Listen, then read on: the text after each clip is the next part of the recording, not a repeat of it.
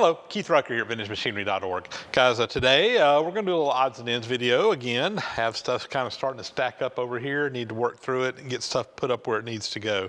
And got some pretty interesting items, mostly new things for the shop.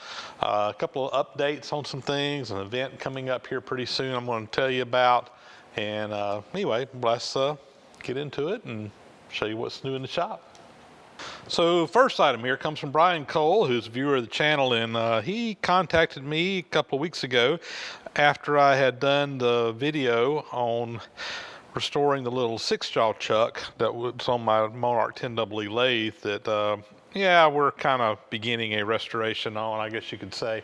The lathe bed's up, getting reground right now. We've taken it apart, kind of a back burner project, but still something out there. But he noticed that it had the D1, I think it's D13 back plate on it, like this right here, which was on the other chuck. This is what fits my 10EE lathe. And he had a 4-jaw chuck that he did not have a need for, and asked me if I was interested in it. So this is a 4-jaw chuck made by Cushman, and it's independent jaws. So when you do it, each jaw is independent. You know, you really need to have a 3-jaw and a 4-jaw chuck on a lathe to be able to get the most out of it.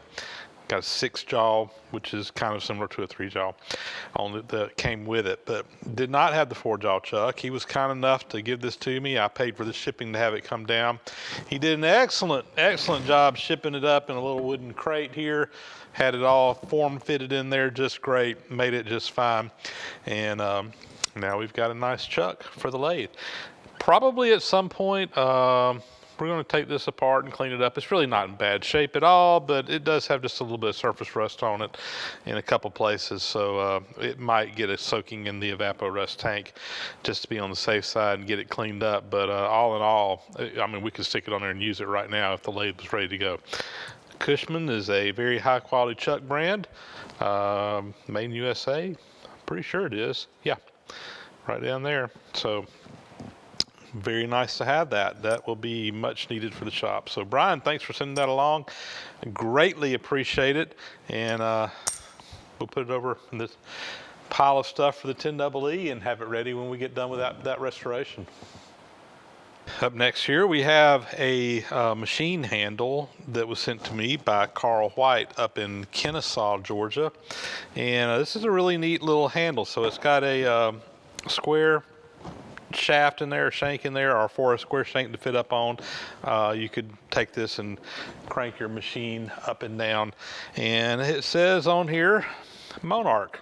So, you know, I don't know if this is off of a Monarch lathe or some other machine that used the Monarch name. I know there were other companies that used that brand, but nonetheless, kind of neat. I'm a kind of a Monarch guy, so I really like that right there.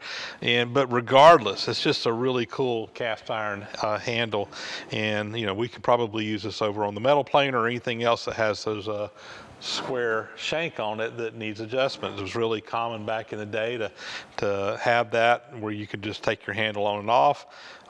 These were often missing on machines, and anyway, when I see a handle for one of these little square shank things, I usually pick them up because they're just handy to have around.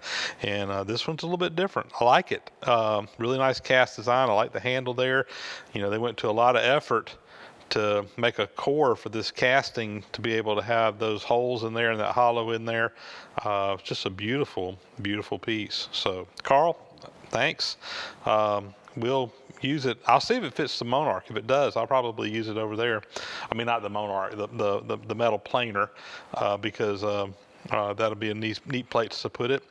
It very well could be. I know on a lot of your old lathes, they had the square head bolts, that square head set screws like up on the tool post that was used to adjust them, and that very well could be what this is for an old Monarch lathe to adjust that. I don't know. I need to look and see if I can find a picture or evidence of something like this in any of the old catalogs and try to figure out exactly where it came from. But again, regardless, cool item. Appreciate it, Carl, for sending it down, and we'll put it to good use. So up next here, not really a new purchase or new item per se for the shop, but really just kind of fixing up something. So I had a lot of comments from you guys in a recent video where I pulled out my lead hammer and it was all mushroomed up and had just about been used up, and talking and kind of shaming me a little bit, I guess you could say, about how I needed to fix it. So yeah, it's something that's been on my list for a while and really just hadn't gotten to it.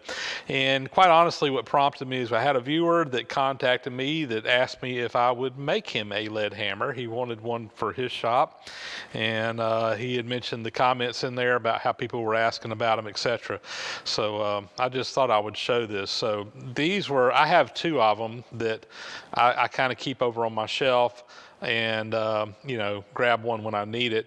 And the cool thing about these lead hammers is they are designed to, you use them up, but you can remelt out the lead and pour a new hammerhead whenever it's needed. So if you have the mold to do that, and I do, I'm going to show you that here in just a minute. So I ordered a couple of new handles. You can still get these from, I ordered them from McMaster-Carr. I'm sure there's other places to sell them. And one of these is going to go to my viewer that requested it. And I just went ahead and got two handles, and I got another spare here. Or if somebody really, really wants it, I guess I could sell another one to someone else if they really wanted one. But these things are just handy to have around the shop. So anyway, I just thought I'd show that. I know a lot of people have asked about how you do these. I've actually done a couple of videos on making these lead hammers in the past, so I didn't really film doing these, but I am going to put a link to those videos down in my description in case anybody wants to see the process. And I'll go ahead and show you right now. Here's the mold that we use. Make sure that's in the, let me reposition my camera. So this is the mold that I use, and anyway, you just open up this little front part here.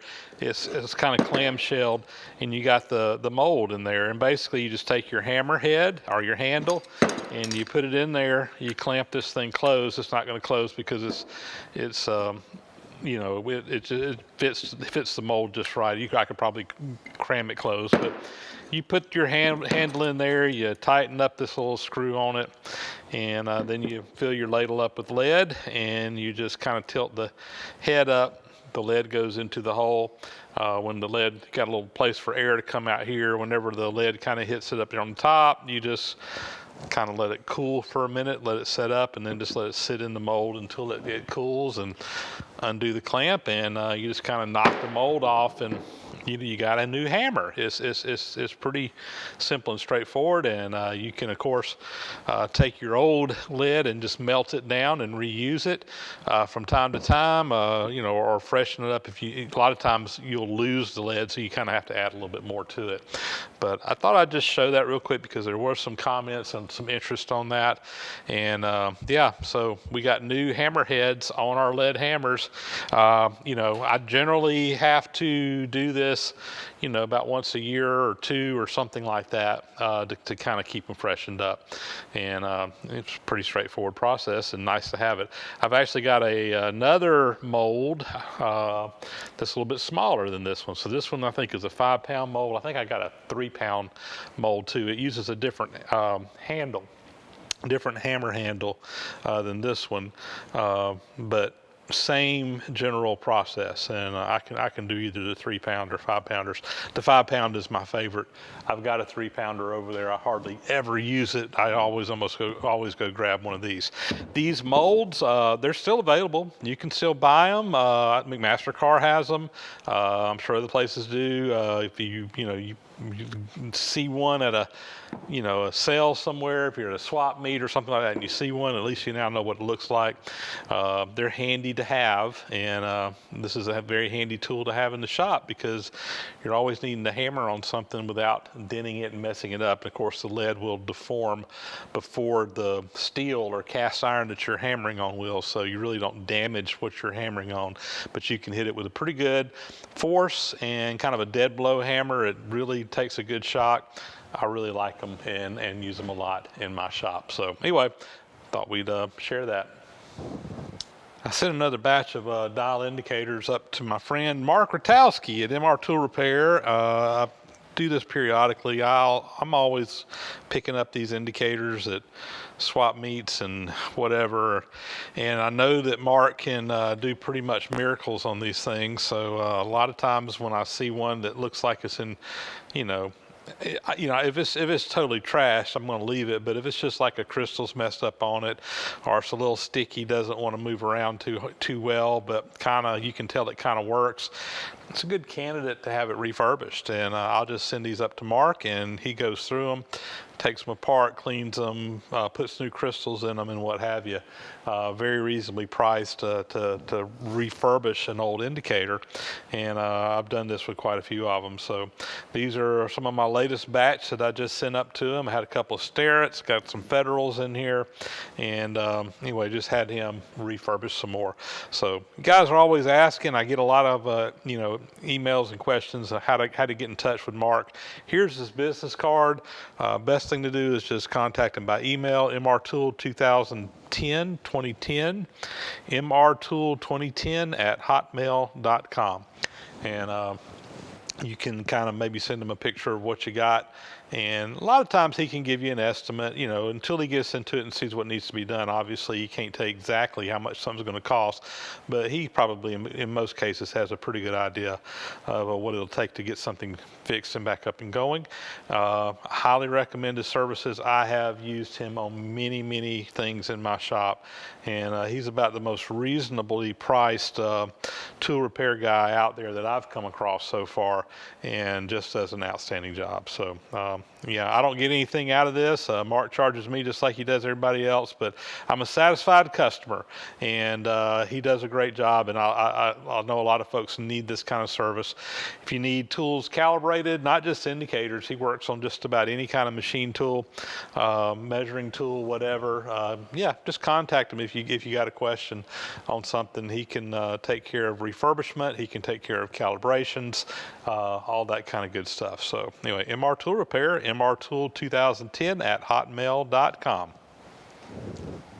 Up next, I got a couple of horizontal milling cutters that were sent in to me by Kevin Stollard. Kevin is the guy I actually did a video a couple of weeks ago on grinding in a square over on my surface grinder, and kind of as a thank you, he dug up a couple of these cutters and sent them on down to me. And these are all kind of radius cutters, so we got some that are full radius, both concave and convex. So this is kind of a half radius if you wanted to put a corner, round over a corner on something. So handy tools to have.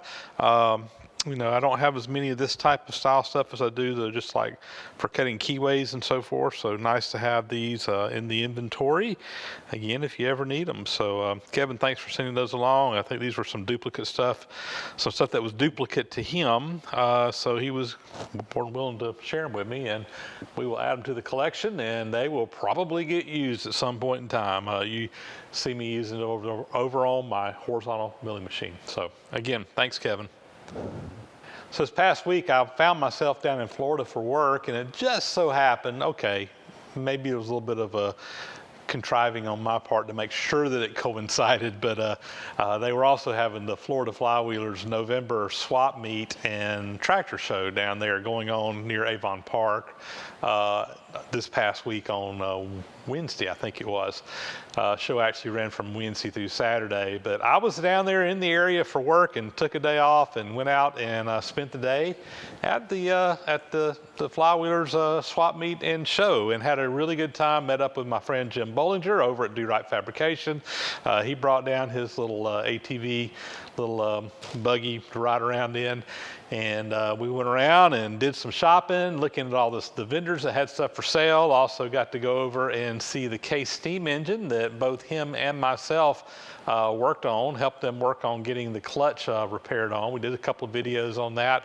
Went to Brian Blocks and boarded out, and I made some bronze bushings and bushed that back up. They had the steam engine up and running. I actually did a little video showing that a week or so ago, so if you missed that, go back and take a look at it. You can see that steam engine in operation at the Florida Flywheelers. Did pick up a few items in the swap meet. I'm going to show you that here in just a second. Didn't buy a whole lot.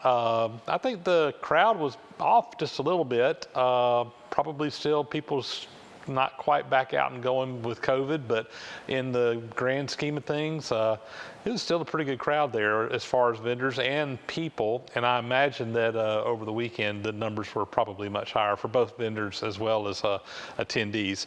It usually is. Saturday's usually their big day. I like to get there on the first day of the show because things haven't been picked over quite as hard yet. So while I did only pick up a few items for myself, I had some friends that had me kind of on the lookout for some things. So I did actually purchase quite a few other items. I'm not going to show those because I bought them on behalf of someone else. So basically I was looking at stuff and sending text pictures to my friends, and they were saying, yeah, buy it, or no, don't. And they just reimbursed me for it. I had a lot of fun shopping, even though it wasn't for stuff that I was buying. It's still fun to be looking for something and searching it out and finding it in a swap meet and getting to buy it, even if it's not for yourself. So at least it is for me. So anyway, let's show you what all we picked up. In fact, I'll just go ahead. This right here, not a big deal, nothing really fancy. This is just a piece of foam. But this thing is really nice because when you get down on the ground, basically it's a pad for your knees. And the older I get, the harder time I have getting up and down off the ground, and my knees just don't handle it as well as they used to. And I've seen these at these shows for a long time and never bought one. And I was working in the shop a couple of weeks ago, and I'm like, man, I sure do wish I had one of those foam knee pads. So I picked one up. I think it was like $4 or something. It's nothing fancy. It's just a piece of foam, but big, helpful, useful item in the shop. Let's show you what else we picked up here. So first here, I was really happy to find this. So this is, I don't know if you can read that, Taft Pierce Manufacturing. Taft Pierce made all kinds of really high-end gauges and measuring tools and so forth. A little bit different, not really quite the same as like Brown and Sharp and Starrett and folks like that, but made some really high quality stuff. And this is a set of angle blocks. And it's a special set of angle blocks. This is actually for like using over on a surface grinder or something where you need to get very precise angles. You can use these. And if you look, let me get one of these down here that's got a little bit more pronounced angle. There's a pair that match. This one's 20 degrees, for example. And the way you would use these is you'd put it on your surface plate, kind of like that right there. You would use the two together, and it's the same angle, but you have between the two, you basically make like an angle block. That's 90 degrees in there. So if you needed to put a 20-degree angle on something, you would drop this down. You can put this on your surface plate, or not your surface plate, rather your magnetic chuck on your surface grinder, and put it in there. And they basically start with 1/4 of a degree, 1/2 a degree, 3/4 of a degree. There's a 1 degree. There's 2, 3, 4, and then it goes to 5 degrees, and then to 10 degrees, 20 degrees. Of course, we got the 30 set right here. There's 25, and that's 30. I'm sorry. So yeah, that's 20. So anyway, you kind of get the idea, but the idea here is that you can actually use these in combination with one another. So say you needed a 21-degree angle, you could take your 20 set, and then you could take your 1-degree set and put that on top of it there, like such. And you basically you're able to add your angles together, and so in combination you can get pretty much whatever angle you need, to 1/4 of a degree resolution. So anyway, nice set. This is something you don't really see very many of these sets out in the wild. It's also got a little sign plate back here. Of course, you can use gauge blocks with that to set kind of whatever angle you want. That's in there. This is just a countersink for a hole. It doesn't belong in the set. I'm not sure what went right here. I've looked this up in the catalog, and it doesn't really show anything right there, so I'm not sure what that little indention's for. May have been, it almost looks like somebody may have put that in there themselves. I don't know. Really nice set, so I'm real happy to have that. Next one here, I actually got this from my friend Jeff Clow. Jeff is a longtime friend of mine, lives up in the Atlanta area, and he purchased a couple of years ago a really large collection of tools out of the tools crib. It was either at Boeing or Lockheed. I think it was at Lockheed up in Atlanta when they were shutting down operations there. He bought out the whole tool crib and tons of all kinds of measuring tools. And this was something that I needed for my shop, and while most everything's gone, this is all that I was really interested in anyway. This is a bore micrometer. This one measures 1.4 inches to 1.6 inches. I have a set of these that basically goes from, I forget what the smallest hole you can do, but the smallest size that they made, I think up to 5 inches, but I was missing 2 sizes, and this is one of them. Actually, I had one of these exactly like it, and it wasn't working right, and I sent it up to my friend Mark Rotowski in our tool repair, who we talked about a while ago. He took it apart, and the inside of it was just toast. The barrel in there was completely rusted and pitted, and it was really beyond repair. So he can't repair everything, obviously. That one had too much damage. He sent it back to me, didn't charge me anything to do it, but I've been looking for another one to replace it. And Jeff had one out of the tool crib. So anyway, we got one of those, and that left me with one other size, and I actually found it on eBay. I don't have it in the shop yet, but it's coming. In fact, funny story, I purchased it on eBay, and the guy I bought it from sent me a note back. He's actually one of my viewers, so that's kind of neat. But anyway, I should have a complete set now of these, up to, it's either 4 or 5 inches, I can't remember. Very nice tools to have. These things are really nice for measuring inside bores. So, and it come in the original box. This is where there would have been a ring gauge to check your calibration. While I don't have the one that came with the set, I've got a full set of ring gauges over there that are in fractional sizes that I can check the calibration of these. That's not a problem. And I'm not sure what were in these other slots, probably the tools to calibrate it with or something like that. But anyway, filling out my gaps in my tool inventory. So nothing terribly fancy here, but something really handy to have in the shop. And if you don't know what these are tools for putting bands on like a pallet. If you're strapping something down to a pallet or anything else, they make a little metal band that you can tighten up and then put a clip on it to clip it. And this set of tools is what you need to be able to actually do that. So you would take the little black metal band and you'd put up inside of this thing down here. There's a ratchet in here that basically you squeeze it and you can put it up underneath there, but you use this to tighten it up. It's crimped down there, and it will get that thing just tight as a banjo string. And then when you do, you take a metal clip and you put in to this tool and you close it up on there, and then you squeeze it, and that clip will clamp the two pieces of banding together and basically put them together where they're together nice. And then this is the clippers that you would go in there to cut it after you did it. So three-piece set of tools here. One of the guys selling tools had these on his table. I think I only paid like $15 or something for the set. And I've been needing a set of these. I've been actually kind of looking for a set of these for a while. Usually when I have to band something down, I will go out to the museum. They've got a set of them and I'll borrow them. But now I don't have to do that. I got my own in the shop, so that's nice to have. And yeah, nice little addition to the shop for when I'm shipping stuff. And the final item that I picked up at the Florida Flywheeler swap meet was this steam whistle. And yeah, I saw it, and you know, do I need it? No, but do I want it? Yeah. So I picked it up. This one, I don't know who the maker is. I don't see any markings on it. It looks a lot like a Buckeye. I've got a Buckeye that's actually on our steam locomotive that looks very similar to this. This is what's called a chime whistle. There's actually 3 different things in here. Each one of these are tuned to a different note, so that when you blow this whistle, you actually get a chime. You get it's almost like a chord. It's just 3 different notes that are played at the same time. And it just sounds a little bit better than a single barrel whistle, which what most of them are.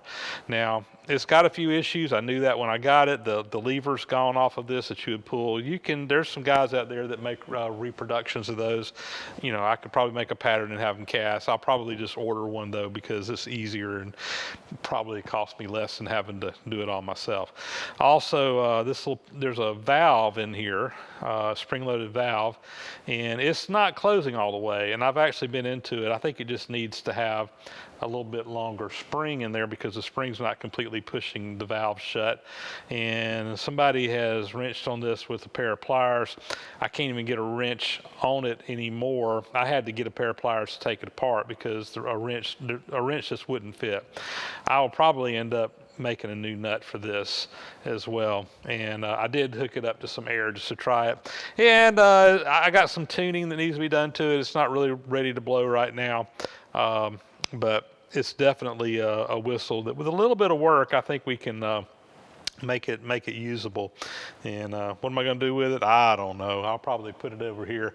I may put it out here at the shop so I can run it on compressed air and toot a whistle every now and then. Or it may go out to the museum and end up on a piece of equipment. I don't know.